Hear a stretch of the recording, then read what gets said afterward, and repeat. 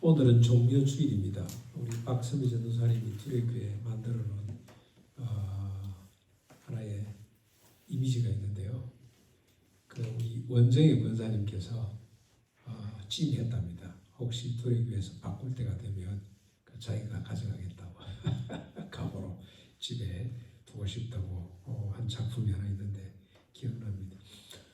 거기 보면은 나귀 새끼가 한 번도 사람을 태워본 적이 없기 때문에 너무 당황스러워서 코를 벌렁벌렁 하면서 주변의 사람들은 호산나라고 막 부르짖죠. 정신을 못 차리고. 그래서 아마 그 나귀가 어떤 모습으로 가서 생각해 보면은 참 우습기 짝이 없을 것 같다는 생각이 듭니다. 왜 주님이 그렇게 오셨는가? 일종의 주님의 대관식이죠. 아무도 사람들은 이해를 못했습니다만 주님은 이날 하나님의 나라 왕으로 등극하신 겁니다. 일종의 대관식을 치르시는 건데 이렇게 초라한 모습으로 오신 이유가 뭔가 우리 구약이 이미 잘 밝혔습니다. 겸손하기 때문에 나귀 새끼, 아무도 태워보지 않은 어린 나귀 새끼를 타셨더라. 왕도 나귀 새끼를 타는 나라가 하나님의 나라입니다. 주님의 교훈으로 보면 높은 자리에 앉아서 주관한 나라가 아니라 우리가 마가복음을 통해서 묵상해 봤습니다. 낮은 자리에서 섬기는 나라, 임을 보여주시기 위해서 모든 것을 자신의 소유로 삼으려고 하는 나라가 아니라 모든 것의 주인이지만 잠시 빌려 쓰는 나라. 여러분 저 다락방 묵상하셨잖아요. 6월절 만찬을 먹을 다락방을 어디서 준비하면 되겠습니까? 그랬더니 마을로 들어가서 물동이를 이고 가는 사람을 만날 텐데 그 사람을 따라가서 그 집 주인에게 우리 주님이 쓰실 방이 어디냐고, 내 주님이 방이 어디냐 그러면 그가 다락을 보여줄 것이다. 그대로 되잖아요. 조금 위에 벌어질 지극히 평범한 사람의 일상까지도 다 알고 계시는 주님 뭘 말합니까? 전지전능하시다 그러는데 모든 만물의 주인 대신 내 방이 어디냐라고 물으시거든요. 근데 그걸 자신의 소유로 삼지 않습니다. 잠시 빌려 쓸 뿐입니다. 하나님의 나라는 모든 것의 주인이지만 자신의 소유권을 주장하지 않고 잠시 빌려 쓰는 나라. 그래서 이걸 멋있게 누가 표현을 했죠. 소유냐 존재냐, 존재하는 나라가 하나님의 나라다라는 것을 주님은 이 한 사건을 통해서 우리 이 종려주의를 통해서 잘 보여주고 있습니다. 왜 이런 나라일까? 어떤 사람이 그 나라에 들어가는지를 살피면서 은혜를 받고자 합니다. 마침 적절한 사례가 벌어졌어요. 28절에 보면 서기관 중 한 사람이 그들이 변론하는 것을 듣고 예수께서 잘 대답하신 줄을 알고 나와 묻되 모든 계명 중에 첫째가 무엇이니까? 다분히 11조 질문이죠. 알고 싶어서 그 평소에 알고 싶은 생각이 있기는 했겠습니다만 이 서기관이라고 하면 요즘으로 치면은 신학자라고 이렇게 보시면 되겠습니다. 예수님이 말이 잘한다는 걸 알고 한번 시비를 걸어보고 싶어서 질문을 했습니다. 613가지 중 첫째 계명, 율법의 핵심이 뭔지를 물었습니다. 동기와 의도가 무엇이든지 간에 대단히 중요한 질문입니다. 우리 모두가 묻고 싶은 질문이고 반드시 물어야만 되는 질문입니다. 성경에는 인간이라면 묻고 싶은 반드시 물어야 될 질문들이 너무 많습니다. 가득 찼습니다. 그리고 이 모든 질문에 답이 있습니다. 제가 고등학교 다닐 때 삶의 목적이 뭐지? 거기에 빠져가지고 제가 참 좋은 고등학교를 다녔어요. 만약 제가 진주고등학교 합격을 해서 선생님이 원서를 쓸 때는 네가 진주고등학교 떨어지면 누가 붙겠노 이런 이야기를 했는데 보기 좋게 낙방을 하고 제가 홧김에 간 학교가 우리 고향 학교였습니다. 우리 아버지가 이사장한테 쏘아가지고 세태기를 보내주면 서울대 보내주겠다 그런 바람에 서울대 간다고 그래가지고 제가 들어갔는데 그 학교는 공부를 안 해도 돼요. 공부를 안 해도 그냥 성적이 나오는 학교 있잖아요. 놀다 가서 시험을 봐도 성적이 나오는 학교입니다. 그래서 제가 정말로 열심히 놀았습니다. 그러면서 고민에 빠졌습니다. 삶의 목적이 뭔가. 고등학교 때 보니까 조금 늦은 거죠. 중학교 2학년 때 그런 고민을 해야 되는데 한국의 이 학교라는 데는 고민을 하지 않도록 만드는 학교입니다. 그렇죠? 그래서 그냥 그 답을 못 찾아서 헤매고 그래서 김행석을 만나고 그러다 헤매고 있으니 우리 어머님이 고등학교 3학년 때 학교에서 좀 이제 그만 나오라 학교 그만 나오라는 바람에 제가 퇴학을 당한 거죠. 집에 헤매고 있으니 우리 어머니가 책을 이만큼 그것도 뭐 모르고 그냥 책 장사가 그냥 권한대로 샀었는데 현대 사상강좌라고 지금도 저 방에 있습니다. 보면 줄을 끊어놓고 뭐 영어로 한자로 막 그냥 옆에 저 나름대로 소감을 기록해놔놓고 그때가 가장 왕성할 때 같아요. 가장 실문이 많을 때 우리 연희 같은 우리 저 찬아씨 같은 찬아씨 좀 늦죠. 우리 저희 질문 찾아 세계를 막 헤매고 돌아다니죠. 성경에는 질문들이 너무 많아요. 그리고 거기에 대한 답이 있습니다. 누가 크냐? 누가 오른쪽 왼쪽 앉을 것이냐? 답이 있었죠. 뭘 먹고 뭘 마시고 뭘 입을 것이냐? 주님이 답을 주셨습니다. 먹고 사는 삶의 목적이 뭐냐? 질문이 있습니다. 그리고 답이 있습니다. 하나님의 영광이 무엇인가? 권력과 부가 무엇이며 어떻게 사용되어야 할 것인가? 하는 질문도 있고 답이 다 있죠. 궁극적으로 사람은 무엇인가? 하나님은 누구인가? 당신이 누굽니까? 당신의 이름이 뭡니까? 이런 질문들이 다 있잖아요. 그리고 답이 다 있습니다. 이 서기관의 질문은 율법 중에 제일 큰 것이 뭐냐? 첫째가 뭐냐? 613가지 핵심 사상이 뭐냐? 라고 물었습니다. 여기에 대해서 예수님께서 답을 주셨습니다. 29절입니다. 29절. 예수께서 대답하시되 첫째는 이것이니 이스라엘에 들으라. 주 곧 우리 하나님은 유일하신 주시라. 이스라엘아 들으라로 시작이 되죠. 개인이 물었잖아요. 그런데 주님의 답은 이스라엘아 들으라. 예루살렘아 들으라. 이스라엘아 들으라. 이 이스라엘은 뭘 상징하는 거죠? 인류를 대표하는 국가입니다. 그렇죠? 인류야 들으라. 온 지상의 사람들아 들으라고 답을 하십니다. 개인의 질문이 아니고 주님께서 이걸 계기로 삼아서 인간들이 들어야 될 답을 주님이 주시는 겁니다. 그리고 주님은 또 이상한 말씀을 하시죠. 동문서답같이 주 곧 우리 하나님은 유일한 주시라고 말씀을 합니다. 이게 무슨 뜻입니까? 여러분 3단 논법이라는 거 있죠. 3단 논법. 모든 계명은 하나님의 말씀으로 된 것을 서기관은 압니다. 그렇죠? 모든 계명은 하나님 말씀으로 되었다. 그런데 하나님은 어떻습니까? 유일한 주시다. 그러면 하나님의 말씀은 유일한 기준이 된다. 그런 뜻이겠죠. 지금 주님이 하시려는 대답은 하나님의 말씀을 근거로 한 것으로 절대 기준이 되고 가치가 될 수가 있다. 의심하지 말고 들어라. 그런 말입니다. 우리가 웬만한 사람 만나가 질문을 했는데 답을 줘도 잘 안 믿잖아요. 진짜인가? 제 양반 좀 믿을 수 있어? 예? 저는 김용기 장로를 너무 존경해가지고 그분이 뭐 매주로 콩을 쏜다 그래도 콩으로 매주를 쏜다 그래도 뭐 파스로 매주를 쓰는 겁니까? 그래도 들었을 것 같아. 너무 존경한 나머지. 근데 예수님이 내가 하는 말은 유일하신 하나님 말씀에 근거한 것이기 때문에 너희들이 의심하지 않고 들으라 그 말이죠. 첫째가 무엇입니까? 30절입니다. 내 마음을 다하고 목숨을 다하고 뜻을 다하고 힘을 다하여 주 너희 하나님을 사랑하라는 것이요. 둘째는 31절입니다. 둘째는 이것이니 내 이웃을 내 자신과 같이 사랑하라 하신 것이라. 이보다 더 큰 계명이 없느니라. 613가지의 핵심이자 온 인류가 들어야 될 하나님의 나라의 핵심 가치는 하나님 사랑과 이웃 사랑이라는 겁니다. 하나님을 사랑하되 어떻게 해요? 요즘 우리 집사람 이 말씀에 꽂혀가지고 한참 나오던데 마음을 다하고 목숨을 다하고 뜻을 다하고 힘을 다하여 사랑하는 겁니다. 이웃을 사랑하되 자신을 사랑하는 사람같이 사랑하라는 겁니다.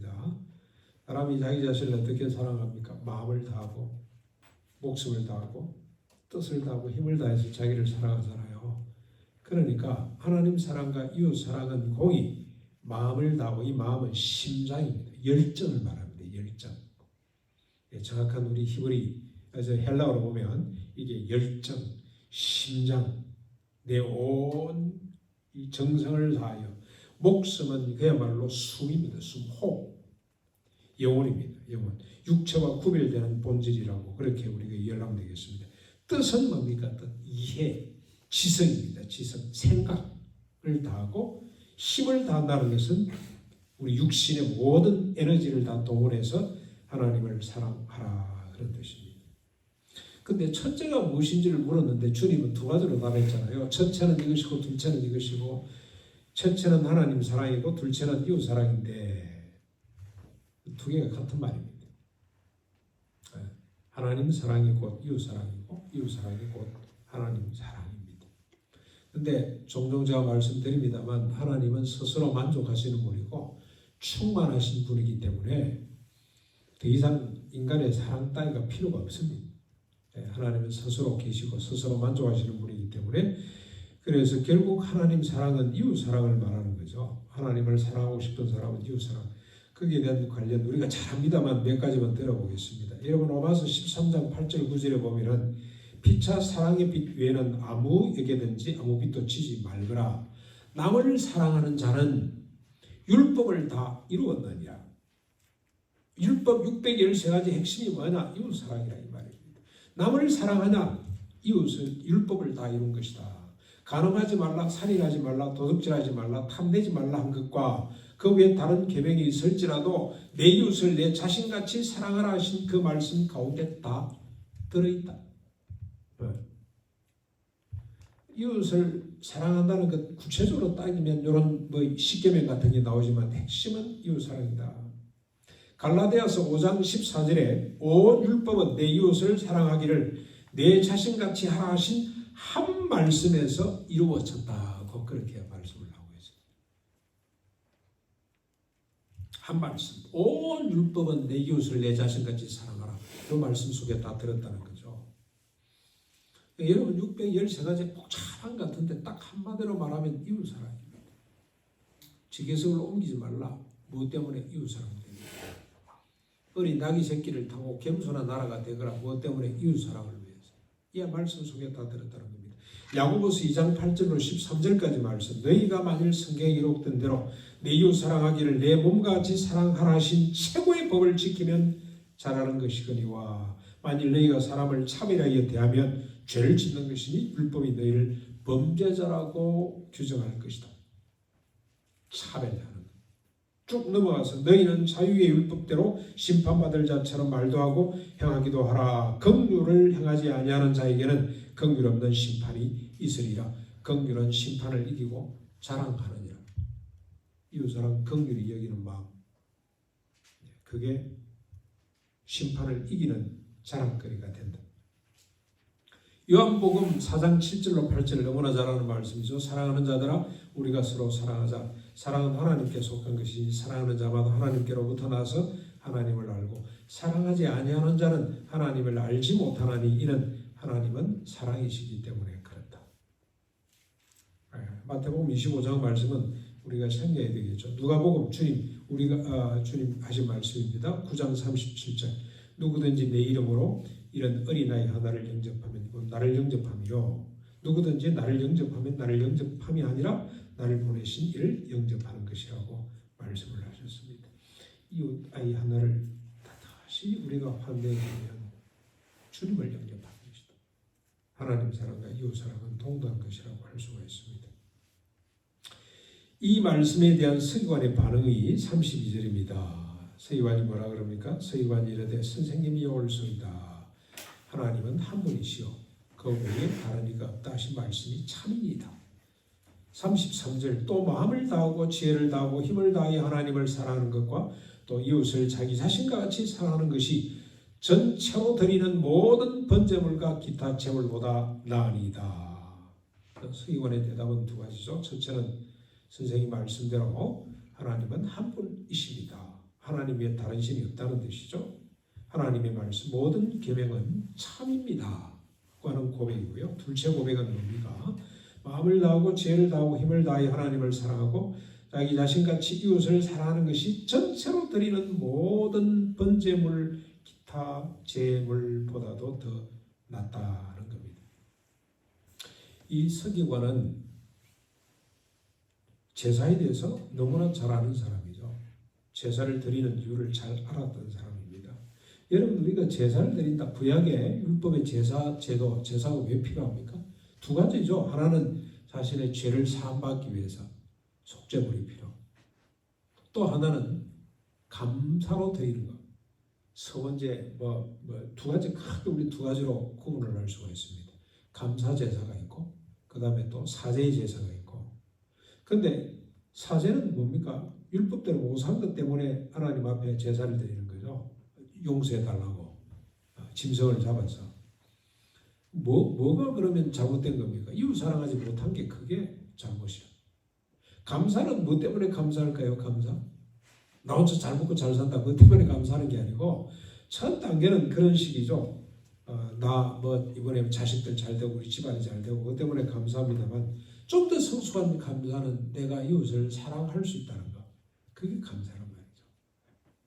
그래서 제사를 드리는 겁니다. 그래서 이 제사 안에는 사랑이 다 포함되어 있는 겁니다. 사랑 때문에. 그렇기 때문에 모든 제사, 제물보다도 더 소중한 것이 하나님 사랑과 이웃 사랑이라고 율법학자가 이 서기관이 대답을 했습니다. 예수님이 이 서기관에 대해서 응답하십니다. 34절입니다. 예수께서 그가 지혜 있게 대답함을 보시고 이러시되 네가 하나님의 나라에 멀지 않도다 하시니 그 위에 감히 묻는 자가 없더라. 참 재밌죠. 네가 하나님 나라에 들어왔구나 그렇게 말씀하시지 않고 네가 하나님 나라에 멀지 않구나 라고 대답하신 이유가 뭘까요? 지혜롭게 대답하는 것이 충분하지 않기 때문입니다. 실천이 충족되어야 하기 때문에 말과 혀로 하는 사랑은 안 된다는 겁니다. 소용없다는 겁니다. 행함으로 나타나야 된다. 그래서 여러분 요한 1서 3장 7절, 17절, 19절에 보면은 누가 이 세상의 재물을 가지고 형제의 궁핍함을 놓고도 도와줄 마음을 닫으면 하나님의 사랑이 어찌 그 속에 거하겠느냐. 자녀들아 우리가 말과 혀로만 사랑하지 말고 행함과 진실함으로 하자. 이로써 우리가 진리에 속한 줄을 알고 또 우리 마음을 주 앞에서 굳세게 할 것이다. 아는 것만으로는 충분하지 않다는 뜻이죠. 네. 입만 무성한 무화과나무처럼 된다는 겁니다. 그렇죠?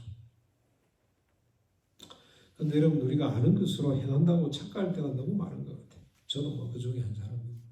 아는 거하고 행하는 거하고는 너무 차이가 나는데 그래서 주님은 답을 너무 잘했습니다만 잘 아는 거죠. 율법의 핵심을 잘 알고 있습니다. 기가 차게 대답을 했습니다. 그러나 행함이 뒤따라 주지를 않았기 때문에 네가 참 가까이 와 있구나. 조금만 더 이런 뜻이 되겠죠. 이 이후에 서기관은 어떻게 됐을까요? 그 기록이 없어요. 그렇죠? 이 사람이 어떻게 됐더라 하는 기록이 있으면 참 좋을 텐데 어떻게 됐을 것 같습니까? 만약에 이 서기관이 주님 말씀대로 하나님 나라에 들어가려면 반드시 밟아야 될 과정이 있습니다. 첫 번째 과정은 우선 안다고 행하는 것이 아님을 깨닫는 과정이겠죠. 내가 알기는 아는데 실천이 안 돼. 분명히 알아요. 근데 그대로 살 수가 없어. 그래서 어떻게 됩니까? 자신에 대해서 슬퍼하는 단계, 비참해지는 단계가 있어야 돼. 내가 왜 이럴까? 나는 왜 아는데 안 될까? 이웃사랑이 이게 핵심인데 나는 왜 이웃사랑이 안 될까? 율법을 들여다보면 볼수록 이웃사랑이 어렵다는 걸 아마 깨달아 갈 겁니다. 야, 안 되는구나. 그래서 탄식하는 슬피 자신의 가슴을 찢는 과정이 반드시 필요합니다. 그리고 발견하는 거죠. 아, 내가 주님께 나아가야 되는구나. 십자가 부활이 필요하구나. 이웃사랑을 알면서도 실천하지 못하는 내가 죽고 뭐 때문에 안 되죠? 자기 사랑이 너무 크기 때문에 이게 죽고 거듭나야 되는구나. 거듭나야 되는구나. born again이 되는구나. 그래서 주님 앞에 나가서 조용히 밤중에 아마 니고데모처럼 나가지 않았을까 하는 생각이 듭니다만 거듭나야 되는구나. 십자가 부활을 믿고 새롭게 되는 과정이 그에게 반드시 찾아올 것입니다. 그리고 자신의 힘이 아니라 주님의 힘으로 성령님의 힘으로 자연스럽게 실천하는 단계. 힘들지 않게. 그게 우리의 본성처럼 맞지. 이웃사랑이 안 되는 걸 오히려 가슴 아프게 생각하는. 그래서 감사 내용이 달라지는 거예요. 내가 남에게 대접을 받아서 감사하는 것이 아니고 내가 남을 대접했기 때문에. 지난번에 우리 자녀들을 위해서 기도할 때 우리 딸들이 좋은 배우자 만나게 해주십시오. 그런 기도 말고 우리 딸들이 좋은 배우자가 되게 해주십시오. 좋은 신부가 되도록 해주십시오. 그 기도가 진정한 기도죠. 좋은 사이 데려오려고 생각하지 않고 우리 딸이 좋은 아내감이 되도록 우리가 잘 준비시키고 보시기를. 우리 아이들 학교 보낼 때마다 지금 저 미국에는 스쿨 데이라고 있어요. 스쿨 선데이라고 있어요. 개학할 때마다 늘 특별 예배를 드려. 우리가 모든 교회가 다 그렇더라고. 우리가 개학할 때 그때 특별 예배를 드리고 우리 아이들 학교 가서 공부 잘하게 하시고 뭐 이런 게 쭉 있는데, 자 우리 귀를 열고 자세히 들어보려고 해도 뭐 여기서 들립니다만은 우리 자식들이 학교에 가서 복을 끼치는 아이들이 되게 달라 이런 건 별로 없어요. 우리 아이들은 좋은 선생님을 만나고 좋은 친구를 만나기 전에 좋은 학생이 되고 좋은 친구가 되고 이게 우리 본성이 되는, 이게 우리 체질에 맞는 이런 단계로 가야 된다는 겁니다. 그러면 천국에 가까운 것이 아니라 천국이 임하게 될 것이고 그가 맞이하는 천국에 아무도 시비 걸 사람이 없게 될 줄로 믿습니다. 성도 여러분, 나귀 새끼를 타고 가신 주님의 길을 계속해서 우리가 가십시다. 겸손의 길, 하나님 사랑과 이웃 사랑의 길을 이어 가십시다. 마음을 다하고 목숨을 다하고 뜻을 다하고 힘을 다하여 하나님을 사랑하는 마음으로 이웃을, 나와 연관된 모든 사람을, 특정한 사람이 아닙니다. 나와 연관된 모든 사람, 김정은이도 연관돼 있죠. 여기 저 비행기 소리, 전투기 소리가 오늘 아침에 우리 저 경섭 씨가 들었다는데 새벽이고 밤이고 없습니다. 비가 올 때고 뭐 햇빛이 날 때고 계속 전투기가 떠요. 군인들 불쌍해. 저 일하다 말고 함을 지릅니다. 하늘 향해 여러분들아, 낫을 쳐서 창을 쳐서 칼을 쳐서 보습을 만들려고 했는데 이게 하나님 나라인데 왜 하나님의 나라를 모르냐고 뭐 혼자서 떨고 맙니다만 전쟁 연습을 너무 많이 하는 것 같아요. 김정은이가 우리 적입니까? 나와 연관이 없습니까? 연관이 있어요. 김정은이 요즘 막 김정은이 얼마나 쫄고 있을까 이런 생각을 해보면 불쌍한 생각 들어요. 그러니까 막 형목에 매달릴 수밖에 없지 않겠나 이런 생각이 드는데 그것도 사랑해야 돼요. 모든 사람을 사랑하는 마음을 다하고 뜻을 다하고 목숨을 다하고 힘을 다하여 사랑하는 이웃을 사랑하되 제가 이걸 조금 돌려서 이렇게 봐도 너무너무 이게 참 하나님의 은혜겠다는 생각이 듭니다. 이웃을 사랑하되 이웃의 마음, 열정을 사랑하고 이웃의 목숨을 사랑하고 영혼을 사랑하고 영혼, 목숨은 영혼입니다. 이웃의 뜻을 생각, 그분의 아까 열정은 감정 부분이라면 이 생각은 지성 부분이죠. 그분의 생각도 사랑하고 심지어는 이웃의 힘, 몸, 또 보살피는 사랑하는 이런 사랑을 이어갈 수 있기를 바랍니다. 2024년 고난주간이 이제 내일부터 쭉 한 주간 동안, 오늘부터 한 주간 동안 진행될 텐데 마음과 목숨과 뜻과 힘을 다해서 하나님 곧 이웃을 사랑하고 실천하는 날들이 될 수 있기를 주님의 이름으로 축원합니다.